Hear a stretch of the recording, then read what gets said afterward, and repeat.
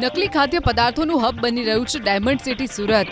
બાતમીના આધારે એસઓજી અને આરોગ્ય વિભાગે સંયુક્ત રીતે દરોડા પાડીને નકલી ઘી બનાવવાની ફેક્ટરી ઝડપી પાડી।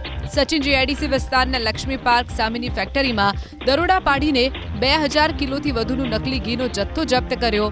સ્થળ પરથી એસઓજી અને આરોગ્ય વિભાગે નકલી ઘી બનાવવા માટે વપરાતી મશીનરી, રો મટીરિયલ, મોબાઈલ અને રોકડ સહિત કુલ 36.36 લાખથી વધુનો મુદ્દામાલ જપ્ત કર્યો। રેડ દરમિયાન એસઓજીની ટીમે કામરેજમાં રહેતા ભરત પોલરા અને ઉમરામાં રહેતા અમીન વઢવાણિયા નામના 2 આરોપીઓને ઝડપી પાડ્યા। આરોપીઓ 1 કિલો શુદ્ધ ઘીમાં મોટા પ્રમાણમાં વનસ્પતિ ઘી, પામોલિન તેલ અને ખાસ પ્રકારના કેમિકલ એસન્સ ઉમેરીને નકલી ઘી બનાવતા।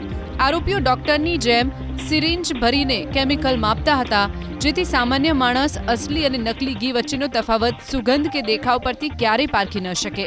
ગાયના ઘીની આબેહૂબ સુગંધ લાવવા માટે ખાસ પ્રકારના ફ્લેવર્સનો ઉપયોગ કરી લોકોના સ્વાસ્થ્ય સાથે ખુલ્લેઆમ છેડા કરતા।